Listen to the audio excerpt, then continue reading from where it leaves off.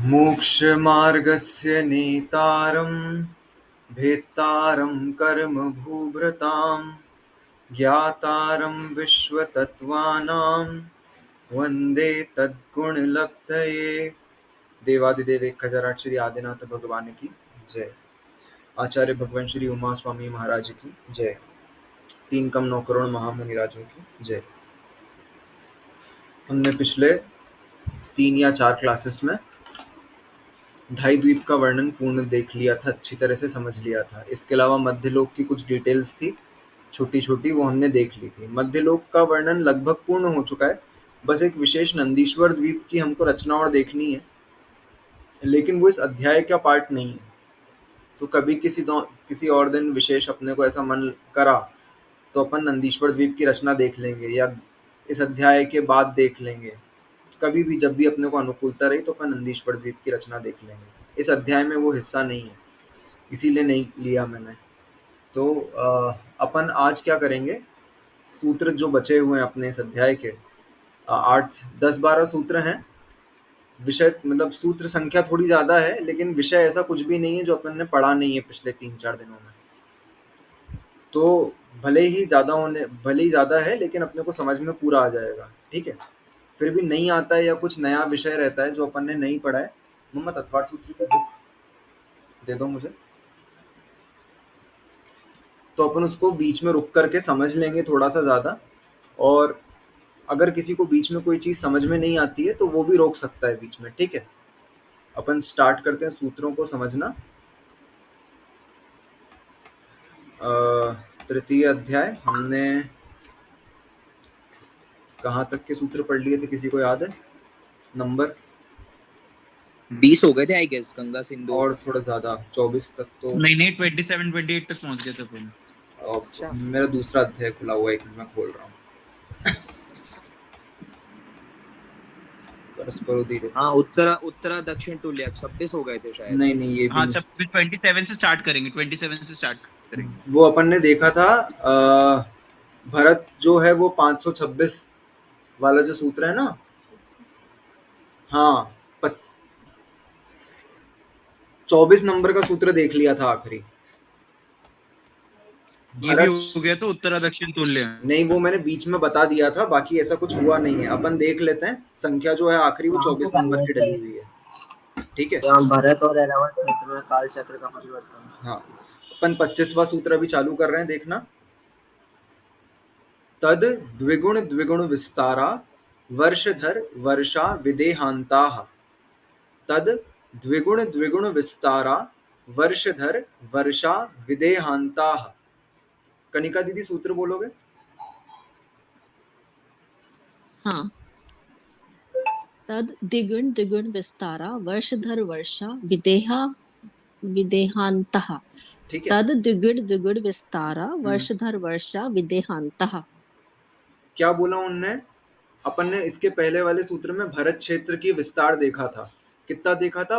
526 और 6/19 योजन, इसके पहले वाले सूत्र में।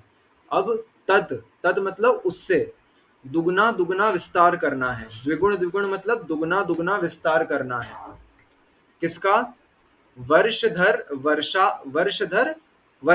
मतलब वर्षधर पर्वतों का भी, और वर्ष मतलब क्षेत्रों का भी। तो आखिरी भरत क्षेत्र का विस्तार था, तो उससे दुगना विस्तार कर देंगे तो किसका आ जाएगा? हिमवन पर्वत का। फिर उससे दुगना विस्तार हेमवत क्षेत्र का। फिर उससे दुगना विस्तार महाहिमवन पर्वत का। फिर उससे दुगना विस्तार हरि क्षेत्र का। फिर उससे दुगना विस्तार निषद पर्वत का। फिर उससे दुगना विस्तार विदेह क्षेत्र का। समझ में आई ये चीज? भरत क्षेत्र के विस्तार के बाद डबल करना है उसके वर्षधर पर्वत का, फिर उससे डबल अगले क्षेत्र का। कब तक करना है? विदेहांता तक, मतलब विदेह क्षेत्र तक करना है, ठीक है। विदेह क्षेत्र तक अपन ने डबल डबल विस्तार कर दिया।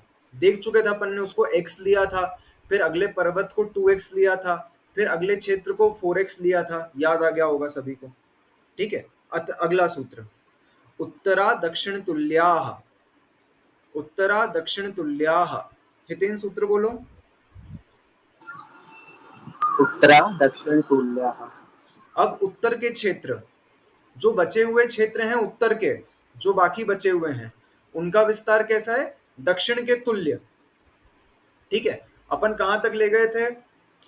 x इसको लिया भरत क्षेत्र को, फिर 2x, फिर 4x अगला क्षेत्र, फिर 8x अगला पर्वत, फिर 16x अगला क्षेत्र, फिर 16x अगला पर्वत, और 32x जो आया था वो विदेह क्षेत्र का विस्तार आया था।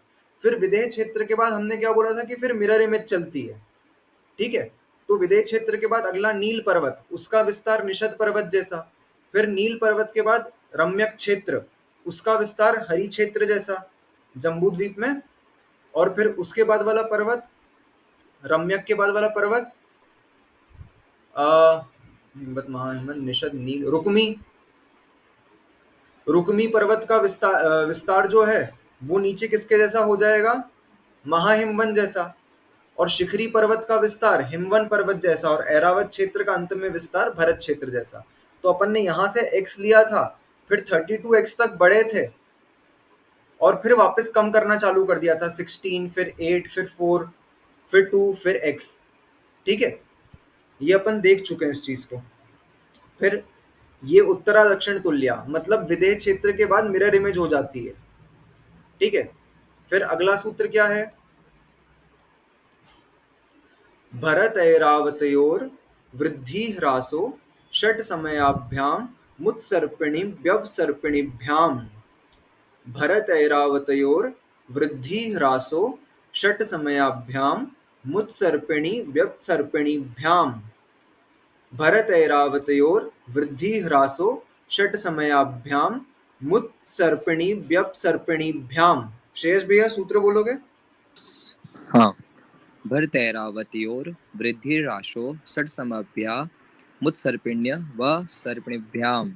ठीक है, भरत और ऐरावत क्षेत्र, अपन ने काल परिवर्तन देखा था। काल परिवर्तन कौन कौन से क्षेत्रों में होता है? तो भरत और ऐरावत क्षेत्रों में ही काल परिवर्तन होता है। ठीक है, तो अवसर्पिणी और उत्सर्पिणी ये दो काल होते हैं, दोनों में 6 काल होते हैं। सुखमा सुखमा, सुखमा सुखमा दुखमा, और दुखमा सुखमा, दुखमा और दुखमा दुखमा। तो ये जो काल परिवर्तन होता है, ये जो ह्रास होना, वृद्धि होना, फिर ह्रास होना, वृद्धि किसमें होगी? उत्सर्पिणी में वृद्धि होती जाती है। किसकी वृद्धि? सुख की वृद्धि होती जाती है, भोगों की वृद्धि होती जाती है, मनुष्यों की हाइट की वृद्धि होती जाती है, आयु की वृद्धि होती जाती है।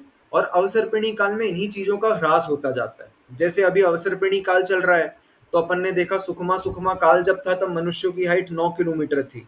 फिर सुखमा आया तो 6 किलोमीटर रह गई, फिर 3 किलोमीटर रह गई, फिर 525 धनुष और छोटी हो गई, 6000 फीट के आसपास। हाँ हाँ, ठीक है, फिर 6000 की 3000 फीट, 3000 फीट के आसपास रह जाएगी। ठीक है, फिर उसके बाद अगला पंचम काल चल रहा है, तो अपने को दिख ही रहा है कि हाइट कितनी कम हो गई है ना, आयु भी कितनी कम होती जा रही है धीरे धीरे। और छठे काल में तो एक हाथ की मात्र इतनी सी अवगाहना रह जाती है। तो ये ह्रास हो रहा है। और वृद्धि मतलब उत्सर्पिणी काल में इसका बढ़ता रहेगा सब कुछ क्रम जो है। ठीक है, तो ये कहाँ होता है? भरत और ऐरावत क्षेत्रों में ही यह काल परिवर्तन होता है। बाकी जम्बू द्वीप के किसी क्षेत्र में काल परिवर्तन नहीं होता। ठीक है, सिर्फ इन्हीं के, वो भी सिर्फ आर्य खंडों में ही होता है काल परिवर्तन। ठीक है, बाकी कहीं नहीं होता। इसके बाद अगले सूत्र में क्या लिखा? ताभ्याम परा भूमयो वस्थिताः। ताभ्याम परा भूमयो वस्थिताः। ताभ्याम परा भूमयो वस्थिताः। अंकेश भैया सूत्र बोलोगे? ताभ्याम परा भूमयो वस्थिताः। इनके परे, किनके परे? भरत और ऐरावत क्षेत्र के परे जो भी भूमियां हैं, जो भी क्षेत्र हैं, वो अवस्थित हैं। अवस्थित है मतलब वहां काल परिवर्तन नहीं होता। ठीक है, वहां जो काल अनादिकाल से चलता आ रहा है वही अनंत काल तक चलता रहेगा। जहां पर जगन्य भोग भूमि है वहां हमेशा जगन्य भोग भूमि रहेगी। जहां मध्यम भोग भूमि है वहां मध्यम भोग भूमि रहेगी। जहां उत्तम भोग भूमि है वहां हमेशा वही रहेगी, और विदेह क्षेत्र में सदैव दुखमा सुखमा काल जैसी परिस्थिति चलती रहती है। मतलब जो अपने यहाँ चौथा काल था वैसी परिस्थिति विदेह क्षेत्र में हमेशा चलती रहेगी। बाकी जितनी भूमियां हैं इनके परे, किनके परे? भरत क्षेत्र के परे और ऐरावत क्षेत्र के परे ये भूमियां अवस्थित हैं, मतलब इनमें कोई वृद्धि या ह्रास नहीं होता है। ये हम देख चुके थे। सभी को समझ में आ रहा है? स्पीड जल्दी तो नहीं है? एक बार बोल दो मुझे माइक ओपन करके। हाँ सही ठीक है। ठीक है ना, क्योंकि हम सब देख चुके हैं विषय। काल परिवर्तन को एक डिटेल में देखना है हमको, वो इसके बाद हम कभी देख लेंगे। ठीक है, अभी अपन अध्याय पूर्ण करते हैं, ज्यादा डिटेल है नहीं इस अध्याय में उसके बारे में। फिर अगला सूत्र, एक द्वि त्रिपल्योपम स्थित्यो हेमवतक हारी वर्षक देव कुर्वकाः। एक द्वि त्रिपल्योपम स्थित्यो हेमवतक हारी वर्षक देव कुर्वकाः। एक द्वि त्रिपल्योपम स्थित्यो हेमवतक हारी वर्षक देव कुर्वकाः। सोनालिका सूत्र बोलोगे? एक द्वि त्रि पल्योपम स्थित्यो हेमवतक हारी वर्षक देव पूर्वकाः। अब हेमवत, हरि और देवकुरु इन क्षेत्रों की बात कर रहे हैं। ठीक है, तो यहां पर उत्कृष्ट आयु कितनी होती है इसकी बात आई है। ठीक है, हेमवत वर्ष, हरि वर्ष और देवकुरु में। तो हेमवत जगन्य भोग भूमि है, तो वहां पर उत्कृष्ट आयु कितनी होगी? हैंड रेस करके कौन बताएगा? हाँ कनिका दीदी। एक पल्य। एक पल्योपम की जगन्य भोग भूमि है हेमवत, तो वहां पर एक पल्य की उत्कृष्ट आयु वहां पर प्राप्त होती है। फिर दूसरा क्षेत्र हरि, हरि मध्यम भोग भूमि है, वहां की उत्कृष्ट आयु कौन बताएगा? हाँ श्रेयस भैया। 2 पल्य। और देवकुरु उत्तम भोग भूमि है, वहां की उत्कृष्ट आयु?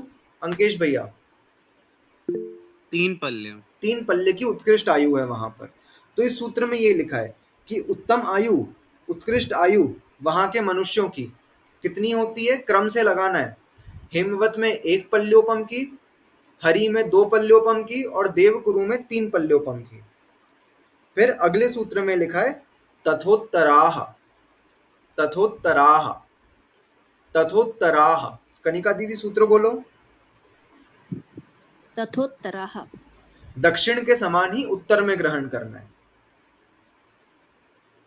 तथा मतलब जैसा दक्षिण में लिया हमने वैसा ही उत्तर में ग्रहण करना है। जैसे उत्तर में देवगुरु के बाद उत्तर में कौन सा आएगा? उत्तर कुरु। उत्तर कुरु में 3 पल्योपम की आयु, उत्तम भोग भूमि। फिर रम्यक, रम्यक मध्यम भोग भूमि, तो वहां पर कितनी आयु? 2 पल्योपम की। और हिरण्यवत जघन्य भोग भूमि, तो वहां पर 1 पल्योपम की उत्तम आयु रहेगी। ठीक है, दक्षिण के समान ही उत्तर में ग्रहण करना है। फिर अगला सूत्र, विदेहेषु संख्येय कालाः, विदेहेषु संख्येय कालाः, विदेहेषु संख्येय कालाः। हितेन सूत्र बोलो। विदेहेषु संघे कालाः। विदेह क्षेत्र में संख्यात वर्ष की आयु होती है। ठीक है, विदेह क्षेत्र जो है कर्म भूमि है। ठीक है, कर्म भूमि में कभी असंख्यात वर्षों की आयु नहीं हो सकती है। वहां पर जो उत्कृष्ट आयु है वो संख्यात वर्ष की ही होगी, मतलब काउंटेबल होगी। ठीक है, कितनी हो सकती है उत्कृष्ट आयु कर्म भूमि के मनुष्यों की? 1 कोटि पूर्व की उत्कृष्ट आयु हो सकती है। जो भरत चक्रवर्ती की आयु थी वो उत्कृष्ट आयु थी। मनुष्यों में इससे, कर्म भूमि के मनुष्यों में इससे अधिक आयु नहीं पाई जा सकती। पूर्व कितना होता है? तो 70,56,000 वर्षों का एक पूर्व होता है। कितना? 70,56,000 इतने वर्षों का एक पूर्व बनेगा। ठीक है, ऐसे कितने पूर्व? 1 नहीं, 2 नहीं, 3 नहीं, 100 नहीं, 150 नहीं, 1,00,000 नहीं, 1 करोड़ पूर्वों की। ठीक है, स्टिल दिस इज काउंटेबल, इसको काउंट कर सकते हैं। और विदेह क्षेत्र में वहां पर सदैव चौथे काल जैसी व्यवस्था है, दुखमा सुखमा काल जैसी व्यवस्था है, तो वहां के मनुष्यों की उत्कृष्ट आयु, मतलब ऐसी स्थिति चलती रहती है, वहां अपने जितना ह्रास नहीं आता आयु का। जैसे अपने आ गया ना, चौथा काल खत्म होते होते 120 वर्ष की उत्कृष्ट आयु रह गई, क्योंकि वहां पर तो सदा एक जैसी स्थिति है। तो हमेशा 525 500 धनुष की हाइट वाले मनुष्य और इतनी ही कोटि पूर्व, लाख पूर्व ऐसे वर्षों की आयु वाले मनुष्य सदैव पाए जाते हैं। ठीक है, तो विदेह क्षेत्र में संख्यात वर्षों की आयु वाले मनुष्य मिलते हैं, पाए जाते हैं। इसके बाद अगला सूत्र, किसी ने हैंड रेस करा? किसने? कुंद आचार्य को क्या नाम दिया था? वो मतलब बहुत छोटे से गए थे तो विदेह में। हाँ, कुंदकुंदाचार्य बहुत छोटे से थे जब विदेह क्षेत्र गए थे।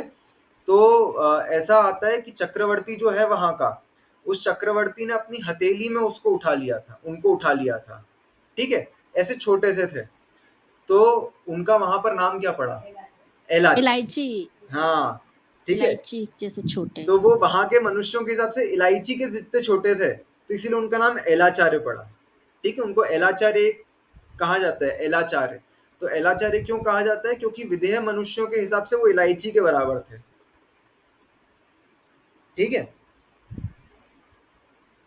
हाँ, अगला सूत्र हम देखेंगे।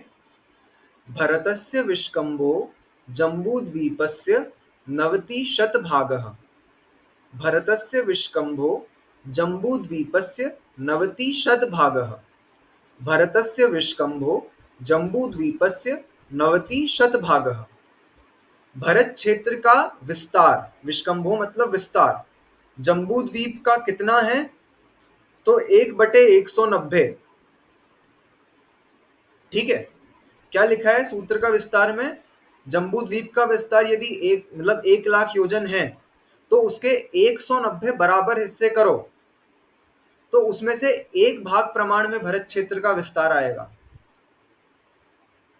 ठीक है, तो मतलब भरत क्षेत्र का और जम्बूद्वीप का साइज का रेशो निकाले तो 1/190, 1:190 का रेशो है दोनों की साइज में।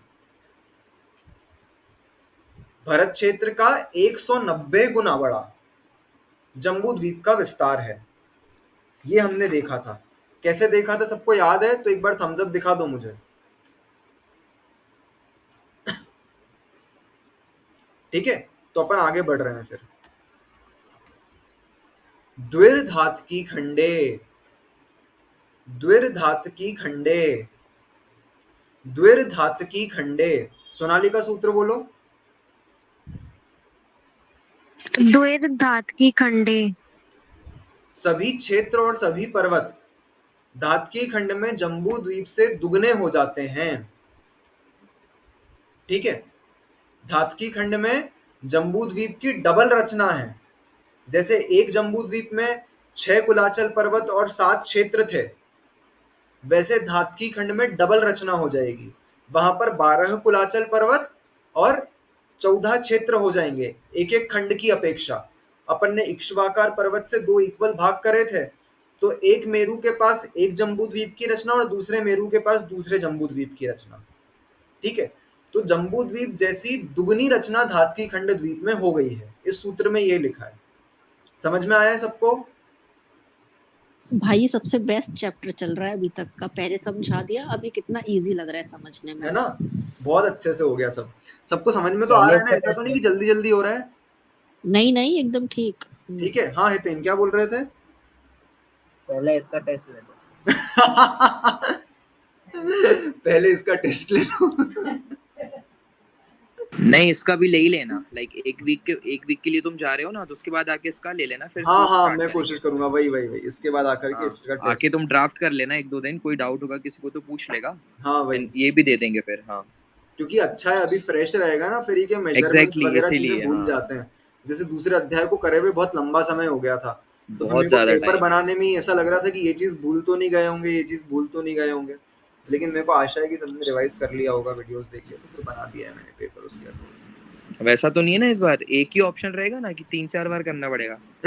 मल्टीपल करेक्ट है उसमें, मल्टीपल करेक्ट हैं, लेकिन ऐसे नहीं है कि आप उपरोक्त सभी में कंफ्यूज हो जाओ फिर एक ही लगाओ।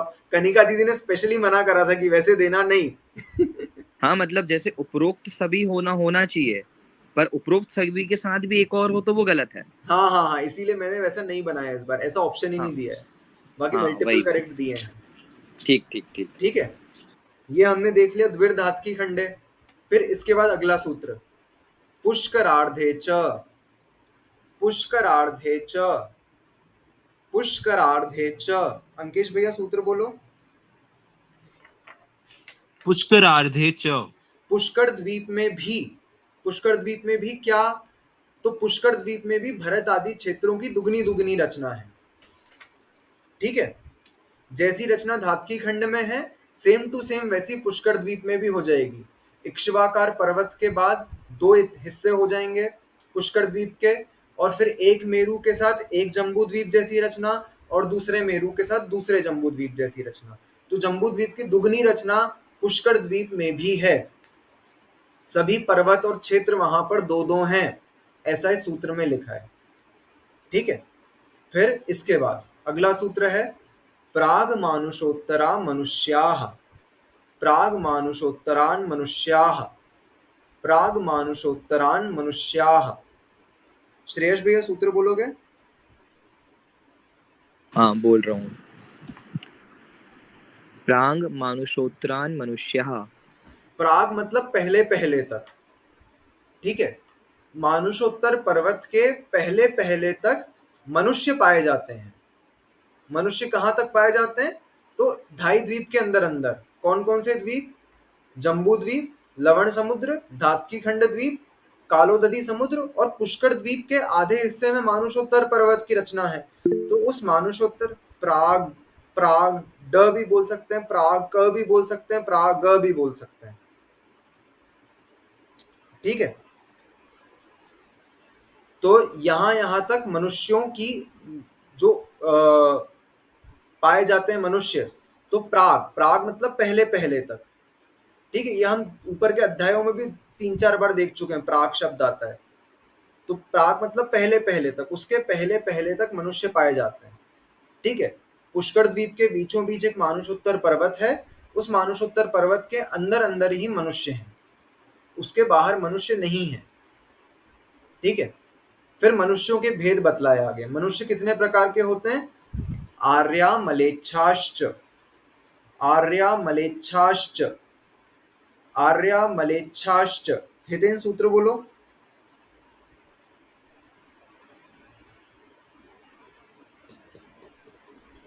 हितेन, सोनालिका। हाँ सॉरी हाँ बोलो। बोलना। आर्य मलेच्छास्त्र। ठीक है, मनुष्य दो प्रकार के होते हैं, आर्य और मलेच्छ। आर्य कौन से? तो जिनमें धर्म की प्रवृत्ति हो सकती है उनको आर्य कहते हैं।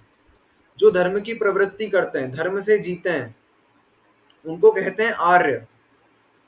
और जिनमें धर्म नहीं होता, जिनमें धर्म की प्रवृत्ति ना हो, उनको कहते हैं मलेच्छ। ठीक है, इस सूत्र में थोड़ा सा नया विषय देखना है हमको। हमने जो हाँ, इनके उत्तर भेद देखना है।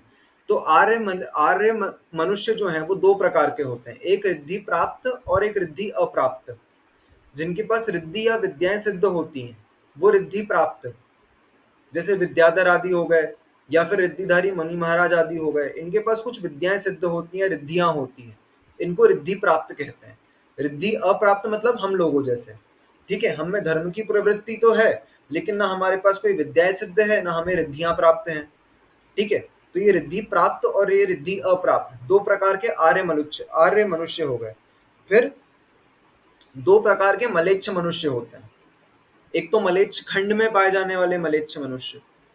ठीक है, मलेच्छ खंड देखे हमने, उन मलेच्छ खंडों में ऐसे मनुष्य रहते हैं जिनमें धर्म की प्रवृत्ति नहीं होती, मांसाहार आदि करते हैं, धर्म नहीं है वहां पर, कोई सा भी नहीं है। ठीक है, मिथ्या मत और जिनमत दोनों ही नहीं है, कुछ नहीं है वहां ऐसा। ठीक है, तो इसलिए मलेच्छ, वो एक मलेच्छ खंड में रहने वाले मलेच्छ। एक और प्रकार के जीव होते हैं जिनको कुभोग भूमि जीव कहा जाता है।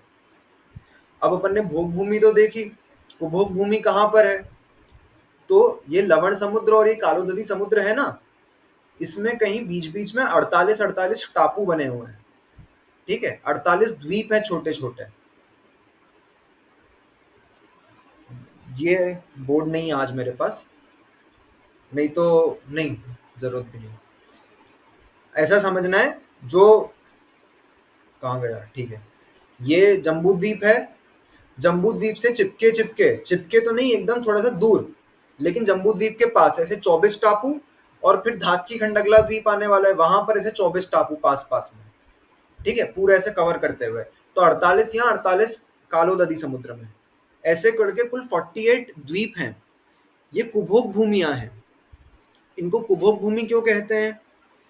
तो कुभोग भूमि इसलिए कहते हैं कि वहां पर जो मनुष्य रहते हैं वो भोग भोगते हैं, लेकिन जैसे सुभोग भूमि के भोग हैं वैसे वहां के भोग नहीं है। ठीक है, कषाय मंद है। एक तो भोग भूमि में जाने का कारण क्या बतलाया गया है कि दान देने से, सतपात्रों को दान देने से सुभोग भूमि मतलब भोग भूमि की प्राप्ति होती है। ठीक है, हमने मुनि महाराज को आहार दिया। 3 प्रकार के पात्र बताए गए हैं, उत्तम पात्र, मध्यम पात्र और जघन्य पात्र। ठीक है, उत्तम पात्र मतलब मुनिराज, मध्यम पात्र मतलब देशव्रती। देशव्रती में कौन कौन आ जाए? प्रतिमाधारी श्रावक, श्राविकाएं, एलक छुल्लक और चुल्लिकाएं और आर्यका माता जी। ठीक है, ये देशव्रती होते हैं, ये मध्यम पात्र। और जघन्य पात्र कौन होता है? जघन्य पात्र होते हैं अव्रती श्रावक, जैसे हमारे साधर्मी बंधु हैं, ये अव्रती हैं, तो इनको दान देने के फलस्वरूप ये सतपात्र होते हैं। ठीक है, देवशास्त्र गुरु को मानने वाले सतपात्र हैं ये सारे के सारे। तो इनको दान देने के फल से भोग भूमि की प्राप्ति होती है। ठीक है, अब यही जो थे सच्चे देवशास्त्र गुरु को मानने वाले, ये सतपात्र थे। आपने क्या करा? दान देने के पहले जो जिसको दान दे रहे हो उसकी परीक्षा नहीं करी। आपने कुदेव कुशास्त्र कुगुरु को मानने वालों को दान दिया, या कुगुरु को दान दिया, मतलब अन्य मतावलंबी साधु आदि को दान दिया। ठीक है, क्या मान करके दान दिया? अपन भी जैसे कोई भूखा आ जाए तो उसको भोजन देने में कुछ नहीं जा रहा है। ठीक है, जो श्वेतांबर साधु गोचरी करने आ जाए तो इनको गोचरी करवाने में कुछ दोष नहीं है, लेकिन उनको सच्चा गुरु मानने में दोष है। ठीक है, जो अपात्र थे उनको सतपात्र मान करके जो दान दिया जाता है। ठीक है, जैसे ये हिंदू साधु वगैरह आते हैं, ये भिक्षा मांगते हैं, तो एक किसी ऐसे जरूरतमंद व्यक्ति की मदद करना। अब कोई गरीब है, उसका क्या अपन पहले धर्म देखेंगे कि तू जैन है तो ही हम तेरे घर का खर्चा उठाएंगे या तेरे बच्चों को पढ़ाएंगे? ऐसा नहीं देखते हम कहीं दान करते हैं ओल्ड एज होम वगैरह में, या कहीं पर अनाथालय में कहीं भोजन कराया किसी ने, तो हम ये देखेंगे कि वहां पर पढ़ने वाले सारे जैन हैं? नहीं। ठीक है, तो हम ये पात्र जीव, ये उत्तम मध्यम जघन्य पात्र में नहीं है ये सब, लेकिन इनको पात्र मान करके दान देना, दान देने में दोष नहीं है, पात्र मान के दान देने में दोष है। ठीक है, कोई भगवाधारी साधु आया भिक्षा मांगने, उसको सतपात्र मान करके, उसको साधु मान करके दान देने में दोष है। ठीक है, तो दान दो लेकिन सतपात्र नहीं मान के देना, और जो मान करके देते हैं वो कुभोग भूमि में उत्पन्न होते हैं, क्योंकि दान देने के फलस्वरूप भोग भूमि तो मिलेगी, लेकिन सच्चे पात्र को नहीं दिया इसलिए कुभोग भूमि मिलेगी। और कुभोग भूमि का स्वरूप कैसा है? तो वहां पर आधा शरीर मनुष्य का और आधा शरीर जानवर का होता है। ठीक है, कैसा होता है कि यहां तक तो चलो इंसान जैसा है, सर हाथी का मिल गया। ठीक है, त्रियंज गति का जीव नहीं है वो है मनुष्य गति का जीव। उसकी गति कौन सी? नाम कर्म, मनुष्य गति नाम कर्म का उदय है उसके, मनुष्य आयु का उदय है उसके, त्रियंश आयु का उदय नहीं है उसके। तो वो होगा मनुष्य गति का जीव, लेकिन उसका आधा शरीर मनुष्य का होगा और आधा शरीर त्रियंश का होगा। ठीक है, तो वो यहां तक जैसे कमर तक का सपोज पैर मान लिए, और फिर उसके ऊपर कैसा हो गया? खरगोश जैसा मुंह हो गया, या वो शेर जैसा हो गया, या मुंह शेर का हो गया, या फिर ऊपर का धड़ मनुष्य का और नीचे सांप जैसा रेंगता हुआ हो गया। ठीक है, ऐसा आधा शरीर ये तो मनुष्य का मिलेगा और आधा त्रियंश का। हाँ दीदी। ये तो बहुत स्कैरी है भाई। हाँ, ठीक है, इसलिए अपने को अपात्रों को कभी सतपात्र नहीं मानना। वहां के भोजन कैसा होता है? देखो कैसे यहाँ लिखा हुआ है, एक जांघ वाले, एक टांग वाले, पूंछ वाले, गूंगे और सींग वाले मनुष्य वहां उत्पन्न होते हैं। ठीक है, खरगोश के समान, सांकल के समान लंबे लंबे कान वाले। उनको सोना होता है ना, तो क्या करते हैं पता है, इतने लंबे कान रहते हैं उनके शरीर के बराबर, लंबे लंबे कान, जैसे खरगोश के कान रहते हैं ना उससे लंबे लंबे कान। तो उनको सोना होता है तो क्या करते हैं, एक कान को घड़ी करते हैं और तकिया बनाते हैं और यहाँ नीचे रखते हैं, और दूसरे कान को चद्दर बना के उस पर अपने शरीर पे ढाक के वहीं सोते हैं। इतने लंबे कान होते हैं उनके, ऐसे कान। फिर घोड़े, सिंह, कुत्ता, बकरा, हाथी, गाय, मछली, भैंसा, सुअर, कौवे और बंदर के समान मुख वाले। ये कहाँ लिखा है, हमारी बुक में तो नहीं है। मैं इसका फोटो भेज दूंगा। ठीक है, और कैसा मुख होता है उनका, दर्पण के समान। दर्पण मतलब जैसे शरीर इंसान, तो ये शरीर इंसान का है, और जो मुख है ना, मुख की जगह एक कांच है, बस जानवर भी नहीं है, कांच है, दर्पण के समान मुख वाले। बिजली के समान, बादल के समान मुख वाले, मगरमच्छ के समान मुख वाले, ऐसे जीव होते हैं। ठीक है, इनकी आयु कितनी होती है, एक पल्ले की आयु होती है। ये काय का आहार करते हैं, तो जैसे वहां पर कल्प वृक्ष नहीं होते, जैसे भोग भूमि में कल्प वृक्ष थे ना, तो ये क्या करते हैं, वहां की मिट्टी थोड़ी मीठी और अच्छी रस टेस्ट वाली होती है, तो उसकी वहां की मिट्टी खा लेते हैं। अथवा वहां पर जो पेड़ पौधों पर फल वगैरह उग रहे हैं, तो वो उदंबर फल वगैरह खा करके ऐसे करके जीते हैं। पेड़ों की छाया में रहते हैं, गुफाओं में रहते हैं। ठीक है, लेकिन बहुत मंद कषाय जीव होते हैं ये बहुत एकदम शांत परिणाम वाले, और इस कारण से मर करके नियम से देवगति में जाते हैं। ये भोग भूमि और कुभोग भूमि दोनों के लिए नियम है कि वहां से मर करके जीव देवगति में ही जाएगा, क्योंकि कषाय बहुत शांत होती है। हमको क्या है, हम कर्म भूमि में रह रहे हैं, हमको षटकर्म करना पड़ता है आजीविका के लिए।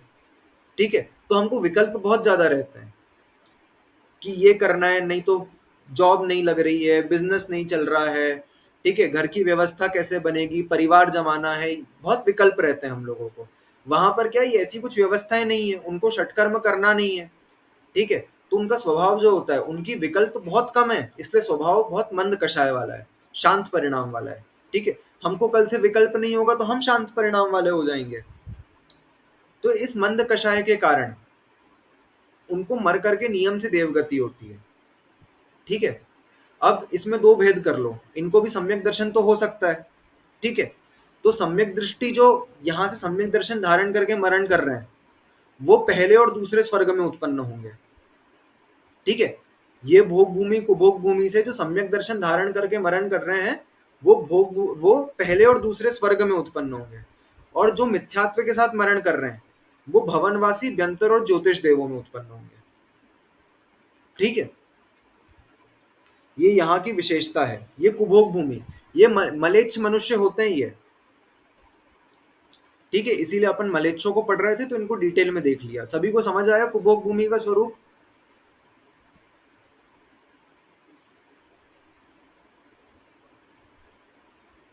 ठीक है, आगे बढ़ेंगे अपन अगले सूत्र की ओर। भरत ऐरावत विदेहाः कर्म भूम्योऽन्यत्र देवकुरुत्तर कुरुभ्यः। भरत ऐरावत विदेहाः कर्म भूम्योऽन्यत्र देवकुरुत्तर कुरुभ्यः। भरत ऐरावत विदेहाः कर्म भूम्योऽन्यत्र देवकुरुत्तर कुरुभ्यः। हितेन सूत्र बोलोगे? भारत ऐरावत विदेहा कर्म भूमियो अंतर देव कुरुत्तर कुरुभ्य। ठीक है, भरत, ऐरावत और विदेह। ठीक है, भरत, ऐरावत, विदेह।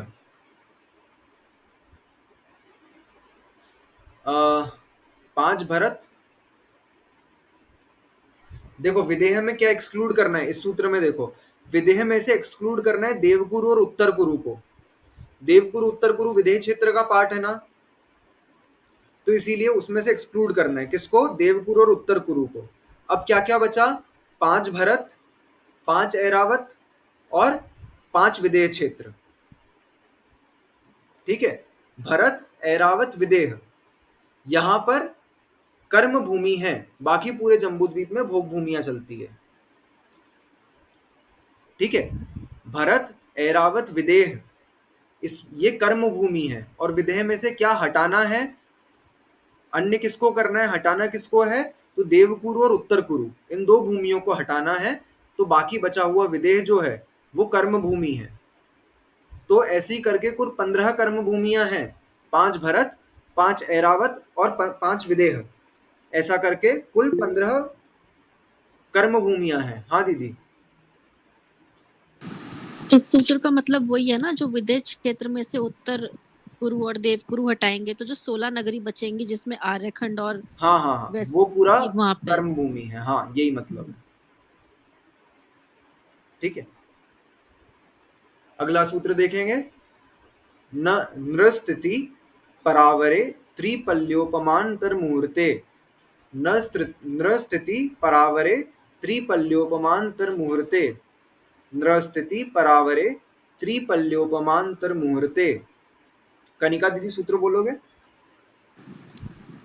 नृ स्थिति परावरे त्रिपल्योपमांतर मुहूर्ते। ठीक है, क्या बोला है सूत्र में? मनुष्यों की आयु की बात कर रहे हैं। तो मनुष्यों की उत्कृष्ट आयु कितनी है? 3 पल्योपम की।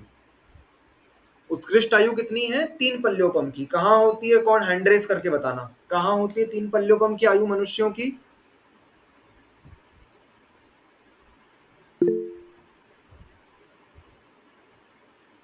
कनिका दीदी आपको याद नहीं है? भोग भूमि में होती है ना, बट मुझे उसका नाम याद नहीं आ रहा नाम कहाँ याद पे नहीं आ रहा, थी। चलो ठीक है। हितेन बता दो।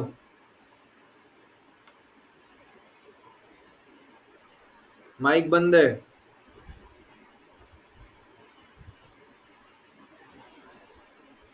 यार मेरा इंटरनेट स्लो चल रहा है। हाँ ठीक सुनाई ठीक, नहीं कोई दे बात नहीं। हाँ, इसमें से बोलो, मतलब सोनालिका के फोन से बोलो।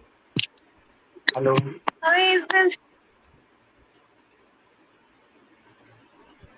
कोई और बताओ, श्रेयस भैया आप बता दो। जगन्य भोग भूमि। अरे, उत्तम भोग भूमि में 3 पल्योपम की आयु होती उत्तम अरे भोग 3, भूमि। हाँ उत्तम उत्तम, सॉरी वहाँ एक पल। है ना, उत्तम भोग भूमि हेलो। में 3 पल्ले की। हाँ, बता दिया है अब। उत- यार पता नहीं क्या दिक्कत आ गई थी। कोई बात नहीं। 3 पल्ले की नहीं उत्तम में होती है। हाँ। नहीं, उत्तम भोग भूमि उसमें 3 होती है, लेकिन उसका नाम क्या था यार, वो देवगुरु नाम उत्तर बताना। गुरु। देवकुरु उत्तर कुरु विदय वाली। हाँ ठीक। ठीक है, ये आयु है वहां पर। उत्तम, उत्कृष्ट आयु मनुष्यों की वहां होती है। ठीक है, ये मनुष्यों की उत्कृष्ट आयु है। इससे अधिक आयु नहीं पाई जाएगी मनुष्यों में। जघन्य से कितनी आयु होती है? तो जघन्य से मनुष्यों की अंतर्मुहूर्त आयु होती है। ठीक है, मनुष्य गति में जघन्य से आयु देखी जाए तो अंतर्मुहूर्त जन्म प्राप्त करा और मरण प्राप्त कर लिया अंतर्मुहूर्त में, ऐसी आयु होती है मनुष्यों की। ठीक है, तो ये जो सम्मूर्छन मनुष्य होते हैं इनकी अंतर्मुहूर्त होती है, अथवा गर्भज भी होते हैं। तो कभी कभी होता है ऐसा कि गर्भ धारण करा, टिका नहीं गर्भ, अंतर्मुहूर्त में 48 मिनट के अंदर अंदर ही आयु पूर्ण हो गई। ठीक है, तो जघन्य से आयु अंतर्मुहूर्त होती है और उत्कृष्ट आयु 3 पल्योपम की होती है। फिर अगले सूत्र में क्या लिखा? तिर्यज्ञो निजानाम च, तिर्यज्ञो निजानाम च, तिर्यज्ञो निजानाम च। अंकेश भैया सूत्र बोलो। त्रियज्ञो निजानाम च। तिर्यंचों की भी सेम स्थिति है, उत्कृष्ट स्थिति उनकी भी 3 पल्ले की और जघन्य आयु अंतर्मुहूर्त की। उत्कृष्ट कितनी? 3 पल्ले की और जघन्य आयु अंतर्मुहूर्त की। ऐसा त्रियंचों में भी होगा। उत्कृष्ट आयु 3 पल्योपम की, वही उत्तम भोग भूमि में। कहाँ पर? उत्तर कुरु और देवकुरु में 3 पल्ले की उत्तम उत्कृष्ट आयु उनको प्राप्त होगी। और अंतर्मुहूर्त की आयु कर्म भूमि आदि सब क्षेत्रों में अंतर्मुहूर्त की आयु प्राप्त होगी। तिर्यंचों में भी उत्कृष्ट आयु की स्थिति 3 पल्ले की और जघन्य से अंतर्मुहूर्त की आयु तिर्यंचों को भी प्राप्त होती है। इसके साथ हमारा हाँ है, इसका चार्ट भी है आयु का। कि पृथ्वी का एक जीवों में कितनी उत्कृष्ट आयु होती है, जल का एक में कितनी होती है, ये मैं भेज दूंगा। ठीक है, सबकी उत्कृष्ट आयु अलग अलग है, जगन्य आयु सभी की अंतर्मुहूर्त होती है। इसके साथ हमारा तृतीय अध्याय पूर्ण हुआ। ठीक है, सबको समझ में आया अच्छे से?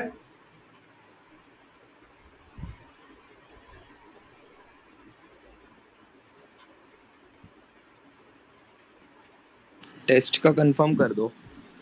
डेट मतलब मंडे इज मतलब ये अभी कोई हाँ, दिक्कत तो नहीं है? नहीं तो सेकंड कोई अध्याय का प्रॉब्लम टेस्ट मंडे को है। ठीक है, एकदम कंफर्म मंडे को है सेकंड अध्याय का टेस्ट। सभी को एक दिन और मिल गया पढ़ने के लिए। ठीक है, सेकंड अध्याय का टाइम टाइम 9 अथवा 9:30 से रख लेंगे, जैसा सबको अनुकूल रहे। 9:30 ठीक है। 9:30 ठीक है। 1 घंटे का टेस्ट रहेगा और 45 क्वेश्चंस हैं, 90 मार्क्स का पेपर है। 1 घंटे का नहीं तो 45 मिनट्स का रख लो, क्योंकि बहुत जल्दी हो जाएगा। ऐसे को मल्टीपल चॉइस में इतनी देर तो नहीं लगती है, तो 9:30 से 10:15 तक का रख लो और हो ही जाएगा उतने में, उतनी देर में सबका, बहुत आराम से। नहीं तो कर लेना 10:30 तक, कोई दिक्कत नहीं। 2 नंबर पंक्चुअलिटी और अटेंडेंस के मिलेंगे, ठीक है? ठीक है। कनिका दीदी को ऑलरेडी मिल गए। ठीक है, सभी को तीसरा अध्याय अच्छे से समझ में आया है? आ गया। ठीक है, यही वाला सबसे अच्छे समझ में आया, यही वाला मुझे तो अपन ने मध्यलोक का वर्णन अगर पूरा करना है तो एक नंदीश्वर द्वीप की रचना और देखनी पड़ेगी हमको। उसके बाद हमारा लगभग पूरा हो जाएगा। तो नंदीश्वर द्वीप की रचना हम कभी बाद में देख लेंगे। एक काल चक्र और देखना है। ठीक है, इस अध्याय का पार्ट नहीं है वो, लेकिन फिर भी हम एक बार देख लेंगे कि काल परिवर्तन होता है तो कैसी कैसी स्थितियां बनती है, कुलकर कब उत्पन्न होते हैं, कितने होते हैं, अथवा फिर जब अवसर्पिणी से उत्सर्पिणी काल लगेगा तब एक कल्प काल पूर्ण होगा, तब 7 प्रकार की अशुभ वर्षाएं होंगी, शुभ वर्षाएं होंगी। पंचम काल जब अंत होगा तो वहां पर कैसी स्थितियां बनेगी, अंतिम मुनिराज जो होंगे उनका नाम क्या है, सब लिखा हुआ है आगम में कि अंतिम मुनिराज, ठीक है, उनका नाम क्या है, अंतिम आर्यिका उसका नाम क्या है, अंतिम श्रावक श्राविका उनका नाम क्या है। ठीक है, सब ये लिखा है। फिर क्या स्थिति बनेगी, कब तक इस पृथ्वी पर अग्नि रहेगी। बहुत इंटरेस्टिंग टॉपिक है कालचक्र भी। 2 क्लासेस करीब करीब लगेगी हमको कालचक्र को अच्छे से समझने में, तो हम इसको समझने का प्रयास करेंगे। फिलहाल अपन तृतीय अध्याय को यहीं पर विराम देते हैं। आगे जैसा सबका मन रहा, या तो पहले इसको कंप्लीट करेंगे फिर चौथा अध्याय चालू करेंगे, या फिर जैसा सबको मन लगे चौथा अध्याय चालू करके कभी बाद में पढ़ लेंगे। पहले इसको पूर्ण कर लें। तो उसमें 4 प्रकार के देवों का वो वर्णन आ जाएगा। ठीक है, नंदीश्वर द्वीप ले लेंगे पहले। नंदीश्वर ले रहे हैं तो अपन कालचक्र कर लेंगे। फिलहाल के लिए तृतीय अध्याय अपन पूर्ण कर चुके हैं। अब इसमें कुछ एडिशनल इन्फॉर्मेशन नहीं है। बाकी जो हम पढ़ेंगे वो हमारे नॉलेज के लिए पढ़ेंगे। ठीक है, जिनवाणी स्तुति करें। सभी हाथ जोड़ेंगे जिनवाणी स्तुति के लिए। शास्त्र पठन में मेरे द्वारा यदि जो कहीं कहीं प्रमाद से कुछ अर्थ वाक्य पद मात्रा छूट गई, सरस्वती मेरी उस त्रुटि को कृपया क्षमा करें और मुझे कैवल्य धाम में माँ अविलंब धरें। वांछित फलदात्री चिंतामणि सदृश मात्र तेरा, वंदन करने वाले मुझको मिले पता मेरा। बोधि समाधि विशुद्ध भावना आत्म सिद्धि मुझको मिले और मैं पा जाऊं माँ मोक्ष महासुख को। द्वादशांग जनवाणी मातेश्वरी की जय। सभी का उत्सर्ग करेंगे।